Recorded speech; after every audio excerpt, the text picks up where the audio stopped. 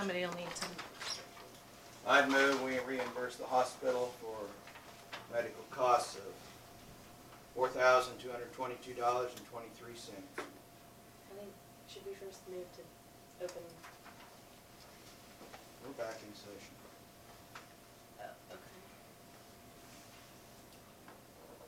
Do we need to sign this or anything? I will second. Been moved and second to reimburse the hospital medical costs of that amount. Are there any questions? All in favor, say aye. Aye. Opposed? Motion is carried. Okay, Mike. Got more?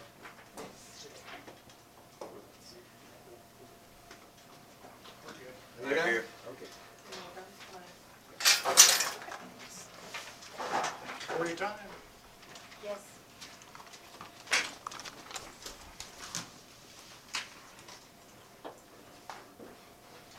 Okay, Brett, I guess you're up. I was summoned, You were summoned. so. There was discussion last week about having volunteers to respond for some Beverly, specifically Beverly, getting them on the roster so they could respond and use the medical bag there at the fire station. Is that where it's at, Cap? I guess, and we had some questions about you have to get on the roster, how do you get on the roster, a few things like that, qualifications. Well, first of all, I think I need an opportunity to introduce myself to some of these people here, and most, a lot of them know me. My name is Brett King, I'm Interim Service Director in Lincoln County EMS. I have 34 years of EMS experience with 17 years of EMS administration experience. I'm not new. Done this a long time. I did it back in the 90s. I was the director back in the 90s. Currently employed full-time by Mitchell County EMS, where I'm the senior medic and part-time shift supervisor there. Directly answer your questions about the first responder issue. I know some issues that came up, liability issues and on the roster versus Good Samaritan. Personally, I'm of the opinion that you're better off on under the Good Samaritan law, because the state of Kansas is a Good Samaritan state. You are not supposed to be suable if you do things that reasonable and the same person would do at a scene of a medical emergency or an accident. That's my understanding of it. So anybody that wants to use a first responder bag that's affiliated with the Beverly Fire Department or whatever, as far as I'm concerned, they should be able to use that and be covered non-suable under the Good Samaritan law. That's the way I understand it. As far as getting people on the roster, I've never put anybody on the roster that didn't fill out an application and do a pre-employment drug screening. So I don't know what the, that's the only thing, I don't know if I've ever put anybody on the roster. I think that's reasonable. I think that was one of our questions, was what is the process? So you have an application and you have the screening. The regular employment application and employment drug screening is the only way I ever put anybody on. That makes sense. Now, you don't want to put them on some other way, just speak up and say it, and we'll see what we can do. No, I think we about didn't that. even know the process, is Yeah. what the question was. Do you do a skills test of some kind? If you're, Usually we have people that are experienced, and we haven't, probably should. Do you have a minimum requirement? There are levels of EMT, right? So they have to be the basic. I like for them to be the basic level EMT or better. There are some EMRs around that, we have a couple that drive for us, and that's fine. But if I got to pick, And how many people do we have on the roster right now? I don't know the exact number. I wasn't prepared to bring that. I have that. No one told me to bring that. Maybe 20, I don't know. That's okay. Oh, we do have that many? Oh, yeah, probably. Well, I have several that are not active, but that are still on the roster.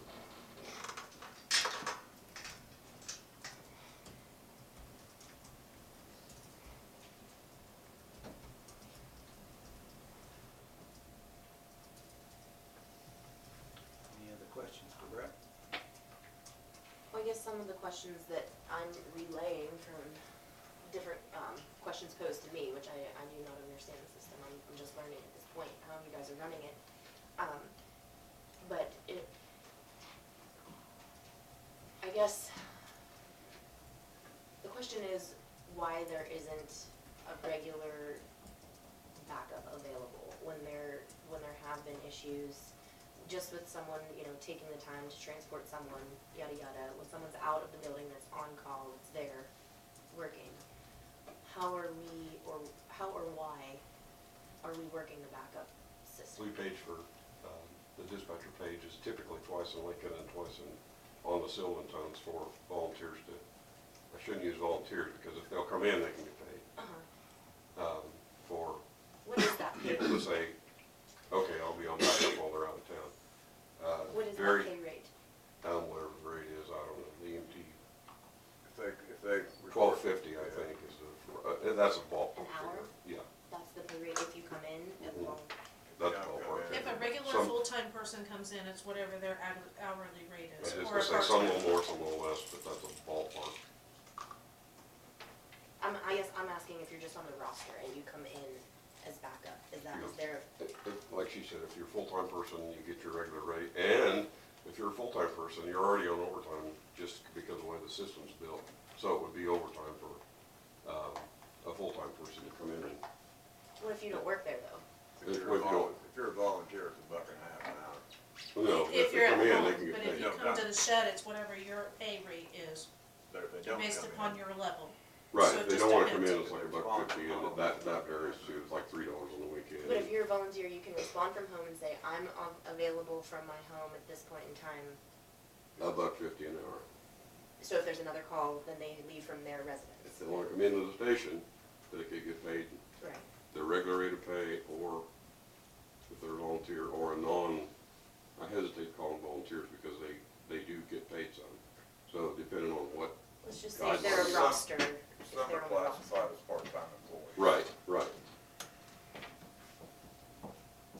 Okay, and then I guess, the education question that was posed to me is, how are we getting, continuing education We're or signed initial up, education? we're signed up with an online service called 24/7. They provide videos, written tests, that's you know, if you log on and do a class there are scenarios that you go through, you answer a bunch of quiz questions, and then there's a test at the end. If anybody's short hours or wants to get some hours, Roxanne and Derek have been more than willing to work with people who want to come in we can run it through our program provider. But is that a resource that can be used to get a certification, or is that just continuing? Continuing it. Recertification. And so what about an initial certification That's- class? Or? That's just like, whenever there's an interest to get a class, historically, we've tried to put one together and get it going. There's no regular schedule. ENT, original certification classes are none regularly scheduled. Basically, if you actually find some people that are interested, then. We'll try to find someone to teach it and get it going. Okay, so then the question becomes, how do we find people that are interested or promote interest? I'll have the answer to that. I've been doing this a long time. It was a problem in the 90s. It was a problem for Wendy Grono, who was the boss in between. It was a problem for everybody. It has been, you know, you can advertise. Mitchell County spends $1.2 million a year because they can't find people to do it. They can't, typically when you get a group of EMT students that start a class, let's just use 10 for a round number. You get 10 people that'll start, you'll actually get about half of them that'll actually finish the class and test. Now this is just round, this is just average in my experience. You get about half of them that'll actually finish the class and test. Now of those people that test, you'll get about half of them that'll actually pass the exam and then ever participate in be any real value as far as getting on the schedule of first responding or whatever. So we're down to 2.5.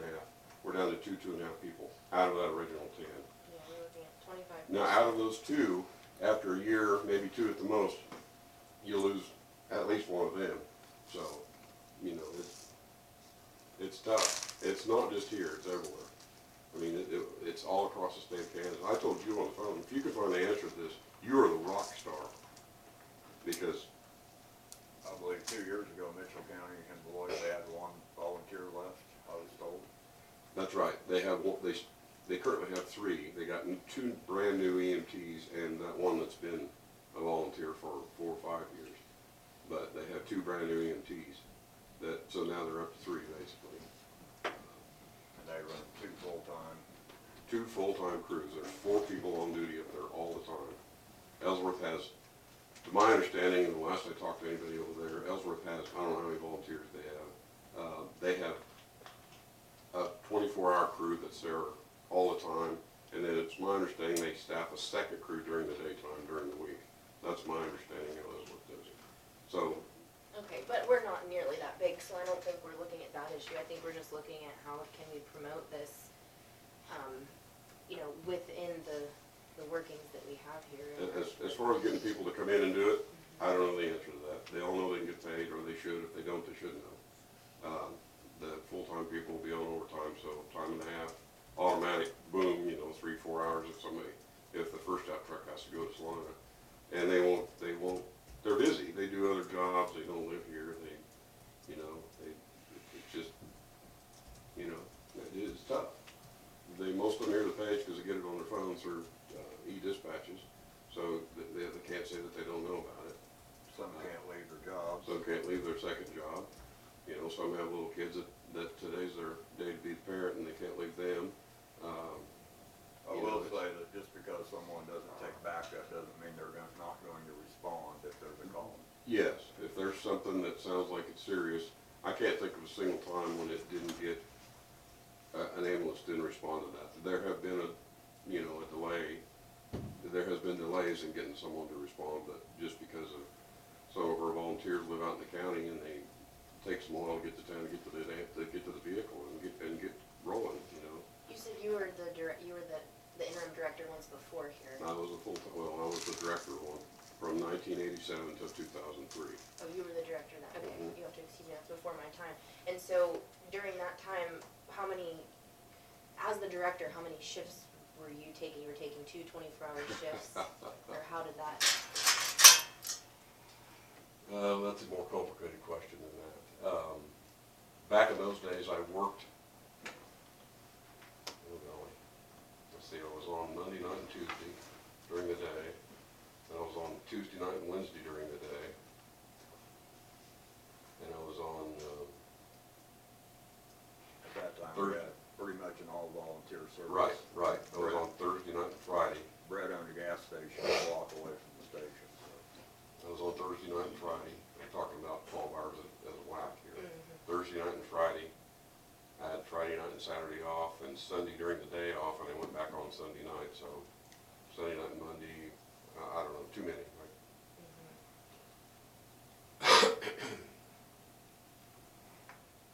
But now you're taking a 24-hour shift out of the week with someone else? Depends on how the schedule falls out. Most weeks I work Wednesdays, and then other days as needed, I go in and do administrative stuff, parts of other days. Somebody's sick, somebody has to go to a funeral, somebody wants vacation, typically I get stuck with those if I'm available. So do I work just one day a week? No. Do I work a day every week? Not necessarily. I'm always available by phone if there's questions or whatever. Might not answer the phone if I'm busy with something else, but I'll get back to them. Okay, so from the last time that you were director till now when you're acting director, you're saying your responsibility was that much greater before with having to be there all the time and... We didn't have full-time. We didn't have full-time people. I was at work or I was at home and I responded, as did everybody else. Eventually we got to where we had to hire some full-time people, and then they were at the station, but, I'm sorry, I interrupted you. Go ahead. No, that's okay. I'm just trying to understand the difference in the role of the director, because it sounds like the role of the director has changed over the years. And so now, if you're saying you're available by phone a lot, I mean, you're not getting paid for that, right? Because you're not getting paid except for when you're in. If there's questions and if there's, you know, whatever, something comes up, you need to get here or whatever, then I go over and answer the questions or whatever. Typically, I can't say every Wednesday, but typically I staff the truck on Wednesday, because that's the way our schedule falls out. We have 6 full-time people, they work 2 days a week. Typically Wednesday is their day when there's nobody scheduled. We schedule that with part-timers, me, offer some overtime for part of it, volunteer EMR at night, maybe to staff the ambulance. Mhm. And are you doing all the scheduling? Roxanne does the scheduling mostly, with direction from me.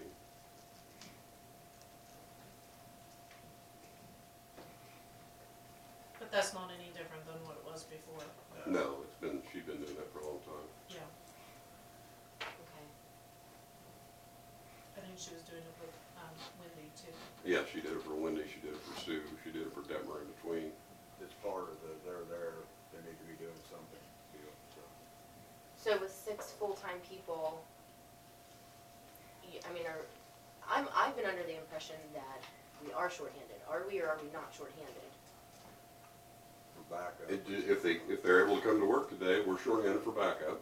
You know, if we go out of town on transfer, we don't have response to anybody to respond to say, look, put me down, I'll be on backup while we're out of town. Typically, very little will answer to that. We are full staffed. Our full-time positions are all full. Okay. So are we shorthanded? Yes. If somebody goes on vacation or somebody gets hurt or somebody's sick, Mhm. I'm typically stuck with those, or, well, one of the part-timers are stuck with those, or we could use some part-time folks. We really could. But with you taking your Wednesday day, does that, if you weren't there, let's say, with only these 6 full-timers, we're still missing that one shift for one person that you're No, for typically 2 on. people. The Wednesdays, there's nobody staffs Wednesdays. None of the full-time people staff Wednesdays. You're the only person there? We have part-time. No, we have part-time people. Oh, okay. I see what you're Or saying. I see what you're saying. volunteer people that with me staff. And I don't, like I said, I don't do every Wednesday, but most Wednesdays I'm there. And you do a 24-hour shift, right? Right. But there are, I think I took part of 3 shifts this month. 2 for illness and 1 for a funeral. Mhm. So there are times that he does. Sounds right. The rest of them, I mean, Well, you were kind of, I did a 6 shift, at least 2 6 shifts for people this month. And then there was last month we had a ton of vacation and stuff that I filled in for some of those. Sometimes if somebody's sick, he'll take the day and I'll take the night or something like that. you were saying that a lot of the full-timers have their second jobs. Yes. Do you think that's reflective of like the pay rate, that's why they're committing to those second jobs, or? Everybody does it for different reasons. I don't know. You know, of course, everybody likes to have a little more money, so. In EMS, any full-time job, it's 2 days a week, you gotta have something to do the other 5, so. That's pretty common for everybody to have a second job. I mean, I can't speak for all of them. There are probably 3/4 of them in Metro County have a second job.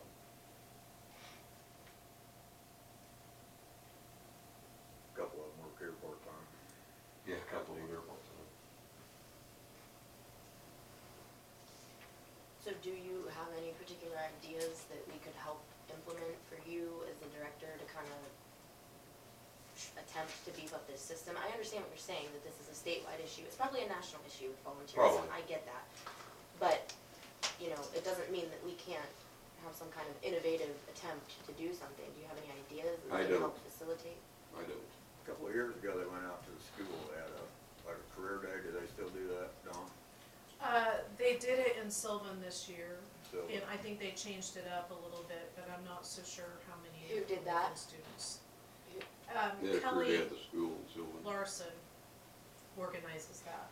But was Kelly representing the EMS system, or? No. Oh. EMS went out there and set up. a He booth. asked about Oh. the career day, sorry. Okay, I was okay, I asking see what about you're the saying. career day. Kelly organized the career day, EMS set up the booth, gotcha. Okay. It's happened here in the past. I don't recall if it happened last year. As a matter of fact, didn't. I think they changed it up this year because the county wasn't asked to do it either, over there. think they were gonna do some different scenarios, like real life scenarios. Okay. If I remember right, the last class we had started out with 3 and ended with 1. Ended with 1. So is there a specific job description for a director? Yep. Dawn should have that. Okay. Do you feel that as director, it's part of your responsibility to administer some kind of promotional program to help the department? Some sort of a what? Promotional Oh, program? promotional. That's, you know, I'm sure the job description, anything else deemed, you know, possible, deemed, Well, I'm gonna be honest, I haven't read the job description, so I don't know, but you would know I'm better. sure there is one. You never read the job I description? have, but I can't quote from it.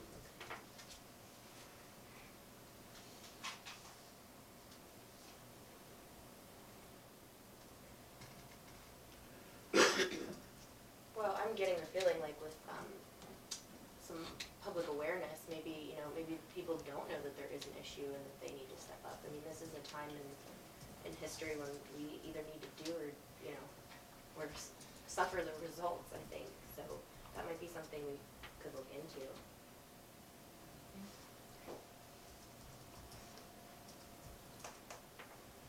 Fire departments are starting to run short-handed too.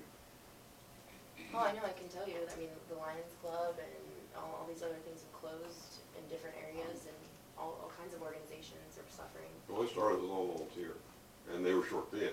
And like I said, this is not new. The county took the EMS over in the early 70s. I mean, the guy that was the director then, always begging for help, always. The guy next guy was short, I was always short. You know, we worked people sometimes, back in those days, if anybody that could volunteer did several nights a week or several days a week or whatever, you know, it was, the liability is crazy, more as far as being increased than it was in those days. You know, the responsibility has increased, the exposure to communicable diseases, and yes, you can put your personal protective equipment on if you know, but you don't always know, you don't know what you're gonna get into. Back in who even heard of hepatitis back in the 70s? I mean, I didn't. I can tell you from a personal experience, I got an infection 5 years ago that I'm gonna be taking medication the rest of my life for. I don't know where I got it, but I was running a lot on the ambulance when I got it, so they don't even know what the hell it is. So, there's problems. I glove up on every single call I go to. My gloves are on before I get out of the truck by the scene, and I think everyone should. But, you break them, you have to take them off for this reason or that reason, and gloves are not always the answer. At one point, tuberculosis was almost eradicated in this country, and it's coming back too, and that's terribly contagious. I don't have the answers. Wendy was here, she was very progressive, she attended meetings at the state level, and she didn't have the answers. So, she was very regular at getting to the state board EMS meetings, she was very regular at getting to say I don't know what to call them, the professional associations like KIMSA and KIMTA, Kansas CMTs. She was very credible about getting to their meetings, their region meetings that I get to some of them, but I don't get to everyone. She got to probably most of them, and she didn't have the answers, so I don't know. Maybe we could get John to do an article or something. Maybe. An article about needing help or something, that might help. So. I think he'd probably do that. But it's been a problem, I've watched the progression of it from all full-time or from all volunteers to 2 full-timers, I think they started with, and then they went to 3, they had one during the daytime. yeah. And then it progressed from there and eventually got to 24-hour shifts and all full-time employees. That's all happened since I've been here. So in the past 22 years. Heck yeah, what'd you say? I said that's all happened since I've been here, the Yeah. past 22 years. Well, I mean, I think that it is something we need to look at from all angles, because not only is it important, in general, but the whole emergency services is something that's mandated to us to manage, so, you know, we need to be doing it as efficiently as possible, I think. And we're not big like these other counties that surround our borders, so we can't. It even take care of complicates our things stuff. worse. Mitchell County was using, they went to 2 full-time crews after I started there in 2005. So they were staffing 1 crew for their entire county and then trying to fill in with volunteers, and the volunteers just dwindled away to the point they had to put 2 crews on. Because we ran 376 calls last year and they ran, not quite double that, 600 and some, I can't give an exact figure, but more than 6 less than 7. So they're twice as busy, basically. And there are 2 full-time paid crews, plus 2 full-time salaried supervisors that are on staff up there, in addition to Director. the 2, no, that's one of them I'm talking about. There's a full-time salaried director and a full-time salaried assistant director up there. Now, are they on like a daylight schedule or do they shift? They do some of the Wednesdays, and then they pick up the sick days, the vacation days, and the Okay, things like that, of that nature. okay. Well, thank you for all the information. Does anyone else have anything for Brett? Thank you, Brett. Thank you, Brett. Put it on Facebook, guys. Katie, you on that bashful so I can do that.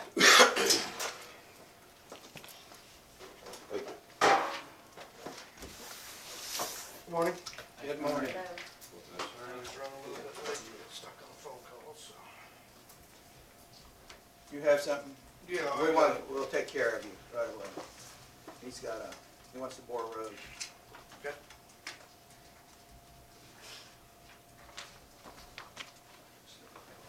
If there's anything else you need on there, you can look through it and, you don't have to do it right now, but if you need anything else, just call me later. Okay, not a problem. I think, yeah, that number there is my cell number. You can get hold of me anytime, so. Sounds perfect.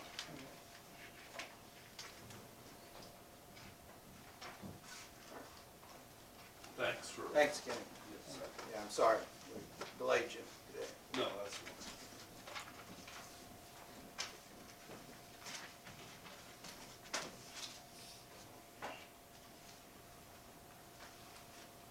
I'll probably give you a call and discuss this a little bit further. Yeah, that's fine. How quick are you wanting to get started on this? April 1st? Just whenever. It's no big hurry. So after I visit with you a little bit and then get approval from the commission next week, it'll be quick enough? Yeah, that'd be fine. Sounds good. Thank you. Yeah.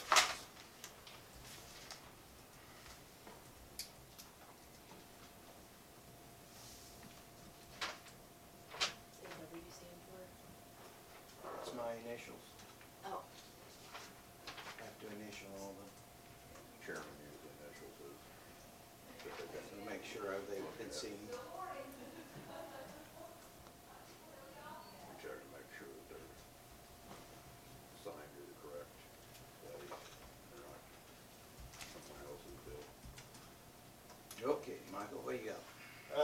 First thing I have for you guys, or all of you, is pricing on our chip seal this year. Previously discussed the rock price with you, which is going to be $28 a ton this year. And for the seal itself, it's going to take around 2,200 tons to do the 11 miles that we are proposing.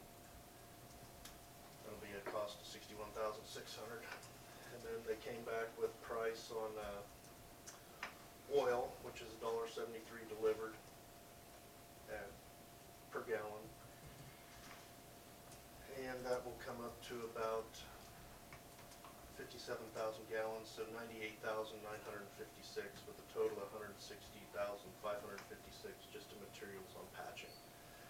And of course above that we will have, or to do the chip seal, and above that we will have some patching that we'll need to do. Have an exact cost on that, it's pretty difficult because I'm sure we'll find some, depending on the weather, some issues along the way that aren't there right now. Any Barnard this year, is that where we're at? Yes, sir. And that's what, 10 miles? 9, 7 and a half. 7.5. 7.5? Then we got Missile Base and Beverly. No, okay, so it'll add up to about 10, Approximately 12 11 miles. 10, 11 miles. Yes. So we're looking at about 16,000 a mile. Can you repeat that, please? What you just did for breakdown? What now? What you just said for the breakdown? What did I say? You He said said 16. 16,556 miles. I figured just 10 miles, probably gonna be a little more, but that'll be right at 16,000. 16,000 a mile for 10 miles is what you're, Yeah, and that's doing, you said patching? Chip seal. that's chip sealing, the whole thing. The whole thing? Yes. Then we have What did patching. you mean when you said patching? Patching will go out ahead of time of chip sealing to other Oh. areas within the county, whether it's Sylvan or Westfall and Vesper and Denmark, and do some patching there. Okay. So we're gonna be around, should be under 200,000 this year, sure. By the time we get equipment in there and everything, I think it'll be over our equipment A rental. little over, rental over, rental. What was the budget line for that? I think it's 250. Yeah, I thought so. So we'll be within, We should be. that'd be good. We'd be very close. You know, some years it might go a shade over and some years a little bit under. The pricing though has went up Considerably. every year. You know, it's not a small increase. It seems to be more than would be nice.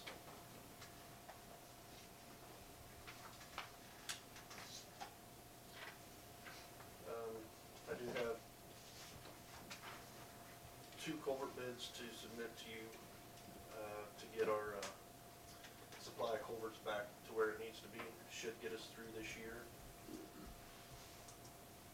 One is from J&J Drainage out of Hutchinson, the other is with Wellborn Sales in North Carolina. Same amount of pipe on Yes. each one. Yes, sir.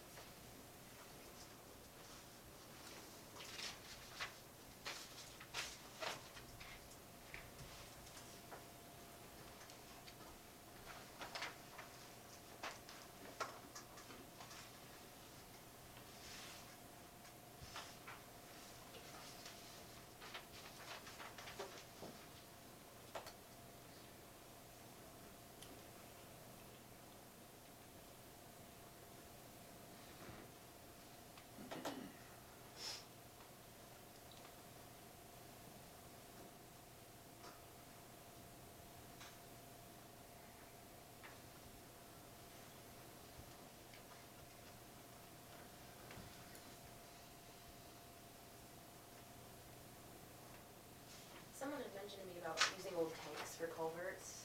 Are we doing that? Have we done that? On some large culverts we have. Uh-huh. Right now, our main concern with doing that is not having a way to move them and set. So we don't have a crane. They're pretty heavy. Okay. Okay, you wanna, You need a motion on him buying a culvert pipe down. since we have 2 bids, we probably better. Probably. I would move we purchase culvert pipe from Wellborn Sales. Yeah, I would announce the bids were, I'm sorry, J&J, $17,115, and Wellborn was $15,376. I have a motion to buy from Wellborn. Do I have a second? I'll second. Moved and second to buy pipe from Wellborn, 15,000 something. Is there any discussion? Not all in favor, say aye. Opposed, motion is carried. And week before last, I met with Tanner Giss, engineer with Kirk and Michael out of Ellsworth to discuss the Bell Bridge. And he said he'd be more than willing to come in and visit if you all would like that, but also based on the amount of drainage that structure carries, which is 20.28 square miles, he believes that a low water crossing is not a viable option. And he gave price costs for 2 different types of structures in there. What currently there is two spans at 20 feet timber, so it's a 40-foot span. And we could eliminate the two-span and go to single-span on both ways, which be your steel pile, and then put a concrete beam or an Odin-style bridge on top for approximately $175,000. Or you can just do all steel, which we have typically been doing in the past for $165,000. And on top of that is permitting, which could run at least $200, and then engineering and everything of around $20,000. So those last two, engineering for 20 and what Permitting, was how much? which they said typically around $200. It can give or take depending on if one's required and one might not be required. So we're looking right at 200,000. Around 200,000.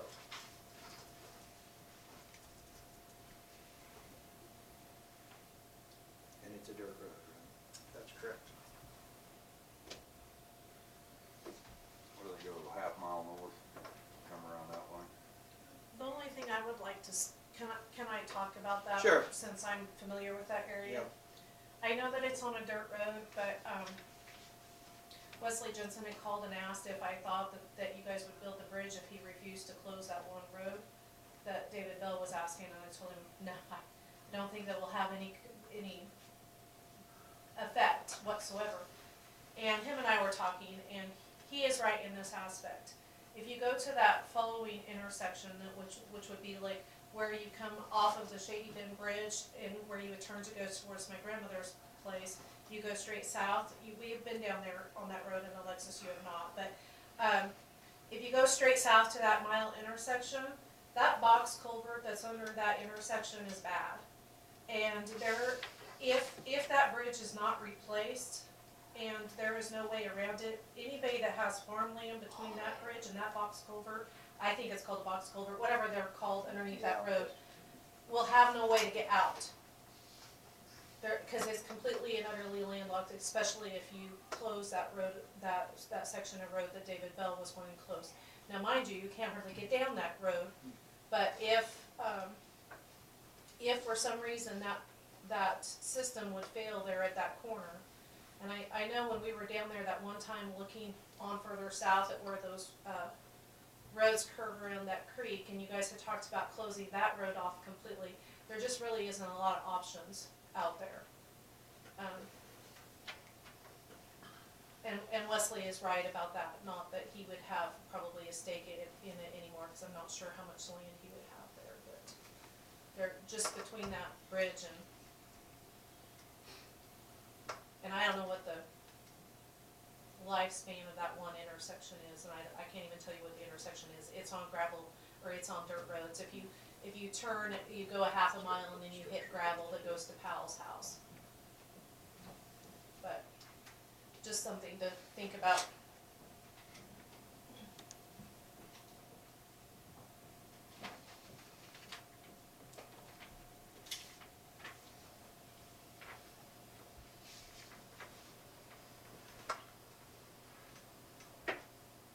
Okay, Michael. With Sleep the on that prices one a you little just bit. gave us, is that also from Kirkham Michael? Yeah.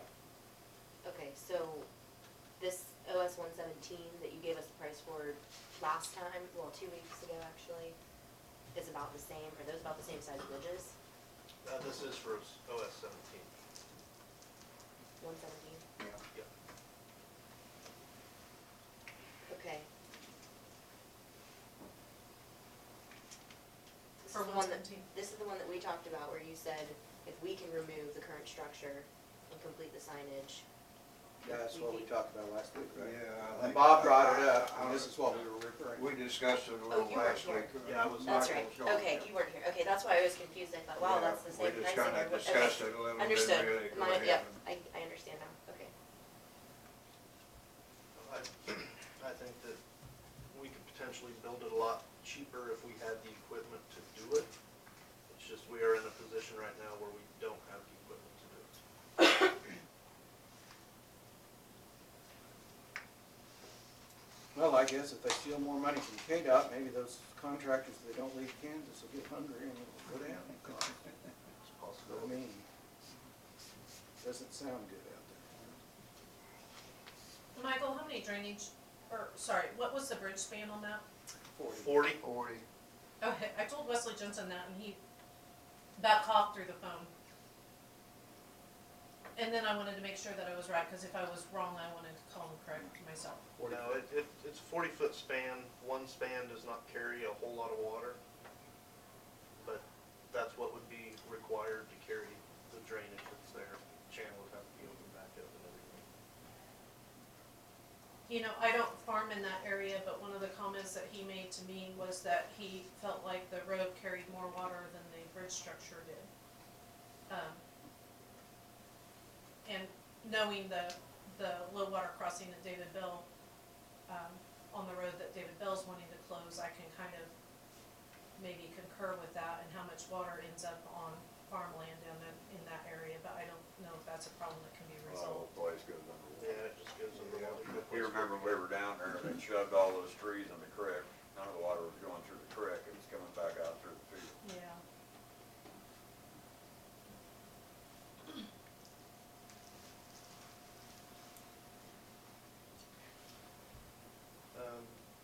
We got some credits from Caterpillar on our fuel burn, which comes out to $1,238 that we get for in-store credit, based on the fact that we burnt more fuel than what they said we would.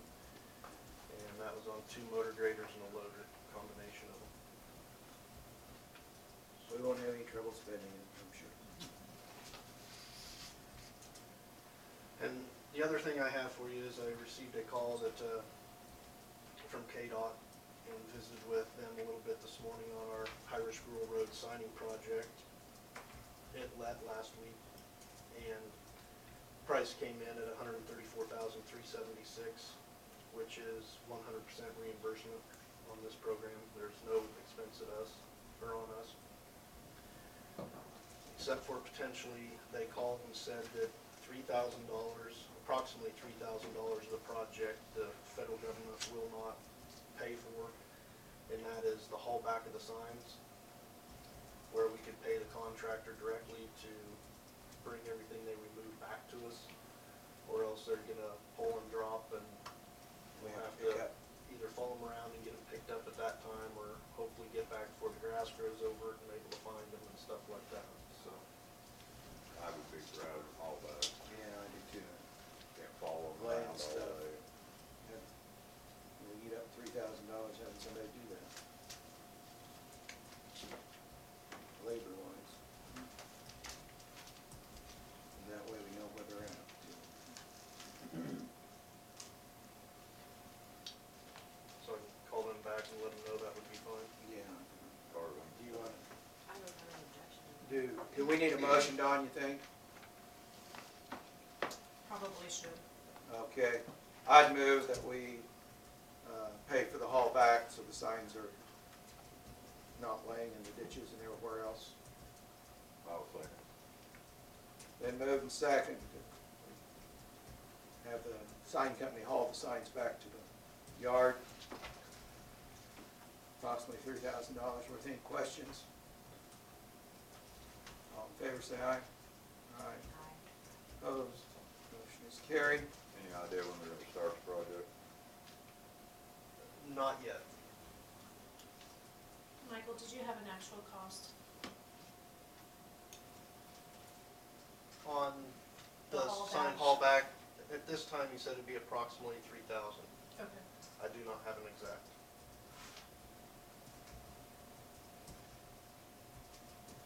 Do you know the contractor? No. Somebody that's never done a job. They're from Kansas. It's not even on my notes. Somebody outdoor products. But this was all set up through KDOT? Yes. It's all handled through KDOT. I believe they got ours in Gray County. They did 6 of them this year, or this last letting, and they got 2 of the 6, so. KDOT nor our engineer has ever worked with this company. And that's all I have. That's all you got? Bob, you got something? What we already discussed, and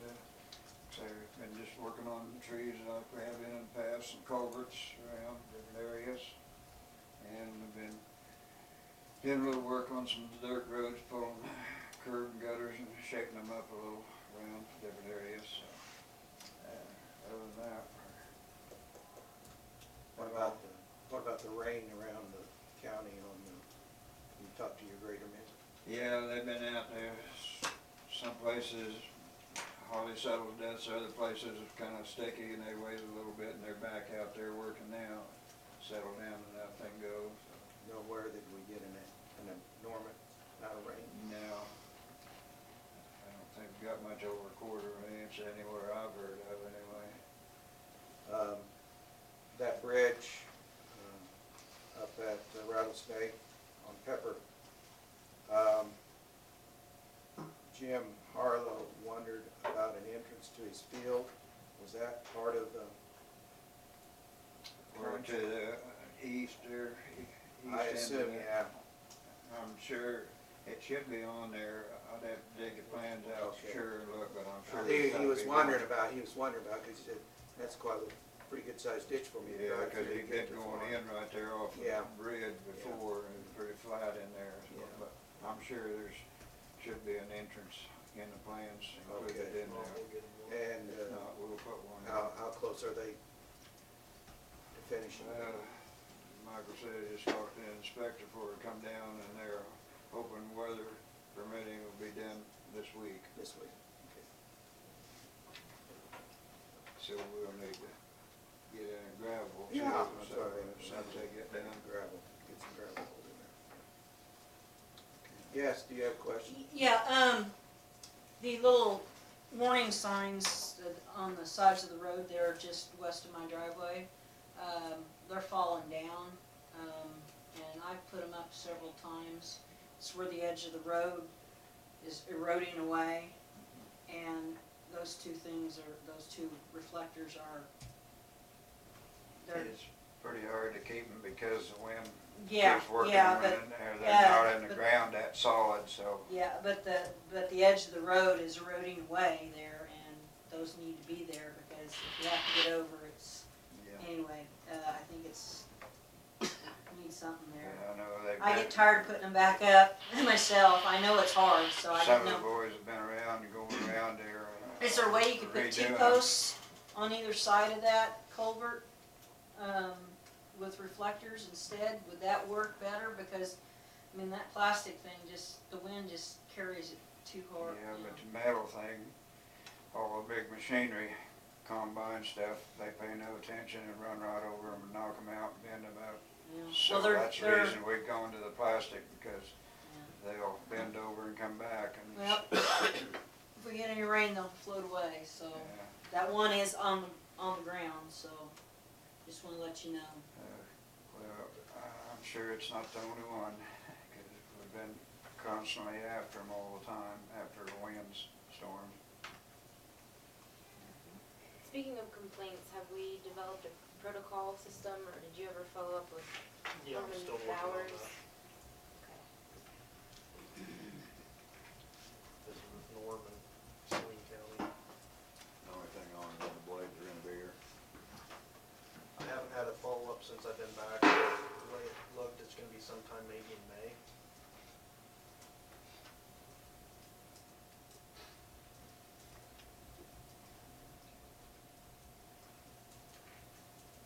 I wanted to make you aware that, we had asked the Caterpillar representatives about their rebuild certification program. I think if I may not be calling it exactly what it's called. Okay.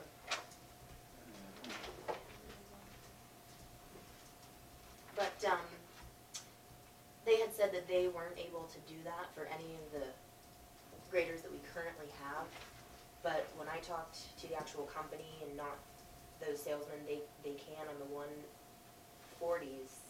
And I think they even said there was a discrepancy on whether or not they could on the 120s. And I know that you're aiming on rotating those out altogether anyhow, so that really doesn't matter. But with the 140s, that might be something that we should look at just in the future if you're planning on making these large purchases over the next couple of years. But at the same time, we can't even keep up with all the bridges that we need to address. Maybe we could kind of find a little bit of overlapping there, you know, if that's gonna save us a significant amount of money and provide us the option to, you know, I don't know what the deal is as far as their maintenance program or anything like that, like what you're rotating into, but I think it should be I was looked kind at. of more under the impression it was just the newer models that they done the rebuild on. Maybe they do go back to the older ones, but I hadn't really heard on that for sure. Well, I didn't talk to Foley, I talked to Kat through, one of their regional, you know, offices. So it might be something that we should look into, especially looking at all this bridge situation, you know, and the limited budget. I know 8 or 10 years ago, we looked at that, the Alfred program on one quarters. Yeah, it's been a few years. Yes, Darrell. I have a question on, like the new ones, when you put a 5-year, 5,000-hour warranty on them. My road man is gonna have well over that, he'll have him that in 4 years. He says it takes him 1,200 hours at least to go through in a year. The new one he got, in a year, had 1,200 hours on it, that's 4 times, that's 4,800. What's that next 1,000 hours cost when you go over? Because that's how you always figure that, if you're over, it costs more money by the hour. You're talking about on trade-in? Yeah, Or when they made that, you know, they guarantee a buyback, but if that machine has got an extra 1,000 hours on it, over what their buyback is, they're gonna prorate by the hour how much that is. Do you guys, you know how much that is, and where's that gonna, you know, you can't just not rate it. No, You gotta do it, so, but I was kinda curious of what that was gonna cost to go the extra 1,000 hours. as far as that goes, I do not have a price, but if we get to a point where we potentially have to park a grader, we could use the spare or something like that, you know, if we're close on hours. But That for kind the of whole varies year, throughout I the don't. year too, doesn't it? Yeah. The hours. And ours will vary, it may be only 800 hours one year, and it's over 1,000 the next, depending on the weather conditions and everything. Rick does a good job. So. Talking to the operator, he says it just takes about that many hours to get over everything done right. That's all I'm going by. Yeah, I can And I just, and it just,